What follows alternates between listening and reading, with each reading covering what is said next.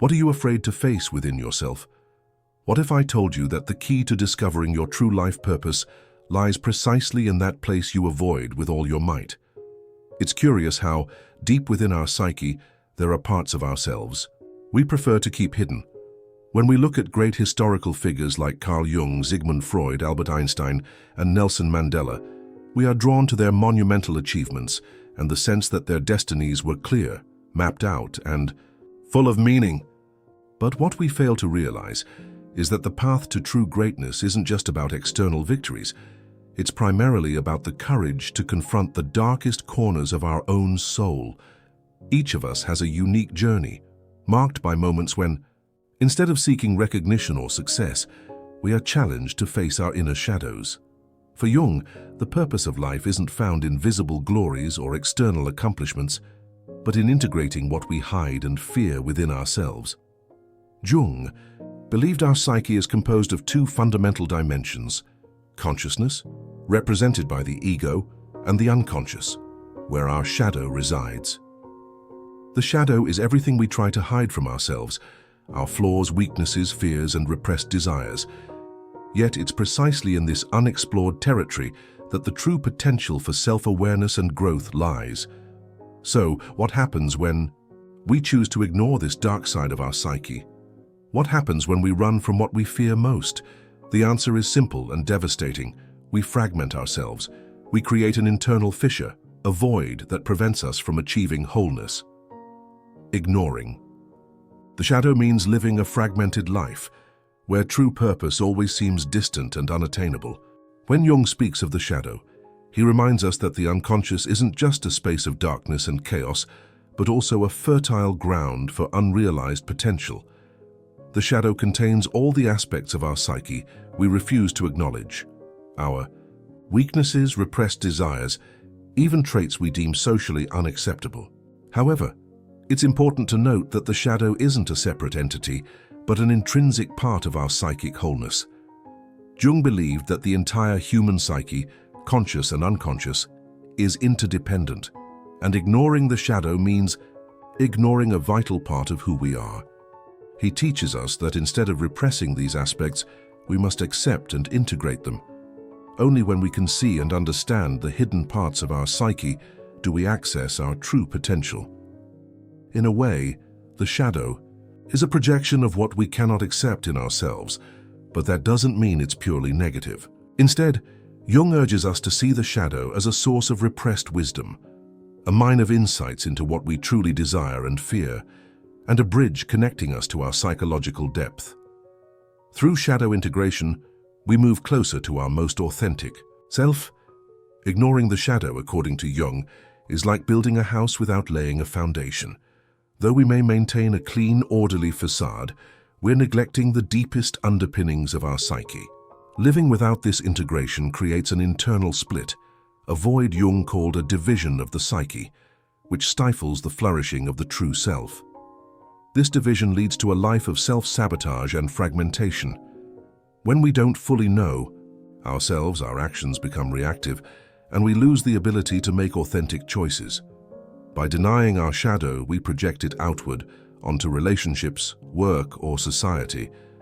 Projection becomes our way of avoiding the pain of confronting our own shadow, attributing to others what we can't face within ourselves.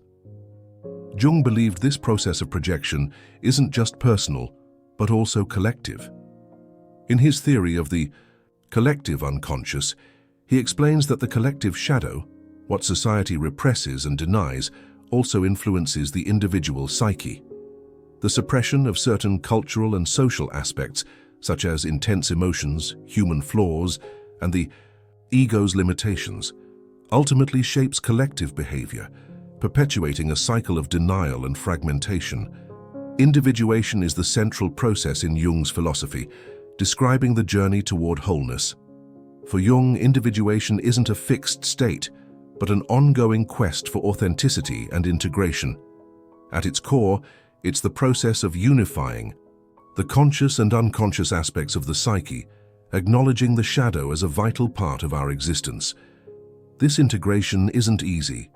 It demands courage, honesty, and a willingness to undergo profound transformation. The shadow doesn't disappear. It can only be transformed. We shouldn't fight it, but learn to recognize, understand, and integrate it in a way that enriches our lives. Jung famously said, "Who looks outside dreams, who looks inside awakes." Only by turning inward can we truly understand and free ourselves from the invisible prisons created by denying the shadow. To accept the shadow, then, is an invitation to grow, to expand and transform the parts of ourselves still lurking in darkness, waiting for recognition. Individuation is also an alchemy of fear into wisdom, anger into constructive action, and sorrow into acceptance and healing. Jung believed true creativity flourishes only when we integrate our shadow. He saw artists, poets, and creators of all kinds as those who most frequently confronted their shadows, channeling these encounters into works that touch the human soul. Figures like Vincent van Gogh and Franz Kafka produced profound art, not by escaping their shadows but by facing them head-on and transmuting them into something immortal. The shadow isn't just a source of destruction, but of untapped creative potential. What you fear often carries a vital energy that, when harnessed, can fuel meaningful creation. By embracing your shadows and recognizing their transformative power, you unlock an infinite wellspring of creativity. Creativity, empathy, and authenticity are just a few of the fruits harvested by those dedicated to shadow work. But its most revolutionary impact may lie in the radical transformation of human relationships. When we commit to integrating our shadow, those aspects of ourselves we reject, hide, or deny, we embark on a journey that not only dissolves social masks, but reconnects us to the essence of what it means to be human. This integration is not an exercise in passive self-analysis, but a courageous act of continuous deconstruction and reconstruction, capable of rewriting patterns of coexistence that perpetuate loneliness, conflict, and misunderstanding. Carl Jung taught that what we do not acknowledge within ourselves is unconsciously projected onto the external world. This psychological mechanism explains why, without the work of shadow integration, we tend to blame partners, friends, or colleagues for traits that, in reality, reside within us. Excessive criticism of others' incompetence may hide a personal fear of failure. Irritation with someone's arrogance often reveals unacknowledged vanity. Even attraction to certain people can mirror repressed qualities we yearn to express. By ignoring our shadow, we create relationships based on illusions. We idealize others at first, only to feel disappointed when they inevitably reveal flaws.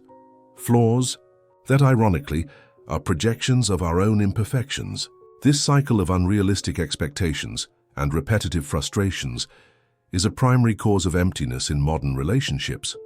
Shadow integration breaks this pattern by replacing projection with presence. When we stop seeing in others what we refuse to accept in ourselves, we begin to perceive them in their genuine complexity. Truly meaningful relationships are not those free of disagreements, but those that transform conflict into opportunities for mutual growth. Young investment potential misdirected anger can become assertiveness, can transmute into inspiration, fear of abandonment. Just teach the value of. A practical example: imagine a couple where one partner constantly criticizes the other for being controlling. By exploring their shadow, the critic might discover they fear their own tendency toward chaos and disorganization. Integrating this insight, instead of projecting irritation, they could take responsibility for their insecurities and initiate an honest dialogue. "I realize my criticism of your control stems from my fear of not being able to organize myself. Can we find balance together?" This type of communication, rooted in self-responsibility, builds bridges where walls once stood. Individuation, a central concept in Jungian psychology, is not a destination, but an ongoing pilgrimage toward wholeness. Jung compared this process to the hero's mythology, where one must confront dragons, symbols of the shadow, to reclaim inner treasure. This metaphor reveals a crucial truth. Our capacity to relate deeply to others is directly tied to the courage of facing our inner monsters. An emblematic case study involves a successful executive who, despite his brilliant career, faced constant conflicts with his team. Exploring his shadow, he discovered a fierce competitiveness rooted in childhood fears of inadequacy. By integrating this energy, channeling it into collaboration rather than rivalry, he not only improved professional relationships, but rediscovered a forgotten passion for mentorship. His shadow, once a source of discord, became an engine of purpose. Jung viewed dreams as messengers of the unconscious, carriers of insights into neglected aspects of the psyche. Recurring patterns, such as dreams of being chased or falling, often symbolize parts of the shadow demanding attention. Similarly, intense emotional reactions in daily life, instant aversion to someone, excessive admiration, act as psychological alarms. There's something here needing integration. A powerful exercise proposed by Jungians is dialogue with the shadow.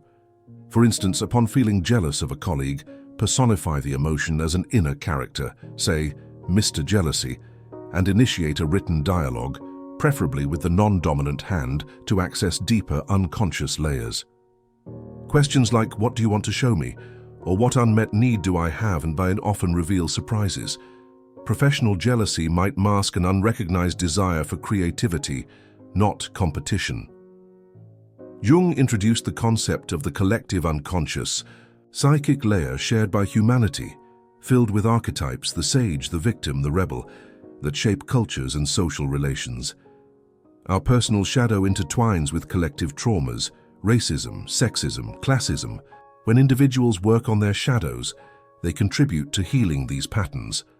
A contemporary example is the Me Too movement. While some men reacted defensively, projecting their shadow of privilege, others used the moment to confront their unconscious attitudes. This collective shadow integration is redefining relational norms on a global scale. Shadow integration follows the alchemical principle of solve et coagula, dissolve the old to create the new. In practice, this involves stages from recognizing negative patterns to transforming them into wisdom. A therapy client, for example, might discover their laziness stems from a fear of failure. Acknowledging this, they turn procrastination into strategic planning, resulting in a career aligned with their values. Challenges in shadow work include spiritualizing conflicts, using phrases like, "we are all one," to avoid confronting real issues, or justifying harmful behaviors as shadow acceptance. The key lies in distinguishing between acknowledging impulses and acting on them, while seeking trusted circles to share discoveries and avoid isolation. In a world of social media where we project idealized versions of ourselves, shadow work becomes a vital antidote to emotional alienation. Filters and online personas amplify the divide between persona and shadow, yet practices like sharing authentic vulnerabilities, as influencers discussing mental health do, exemplify collective shadow integration in action. Integrating the shadow is not a final healing, but a continuous dance between acceptance and transformation. Each acknowledged aspect, envy turning to admiration, fear becoming resilience, makes us more capable of loving unconditionally, creating without censorship, and living unmasked. As Jung reminded us, who looks outside dreams, who looks inside awakes. Our relationships can only be as authentic as our willingness to confront the darkest parts of our being. In this courage lies the true revolution, not a utopia of perfection, but a world where imperfections are recognized as the raw material of human connection.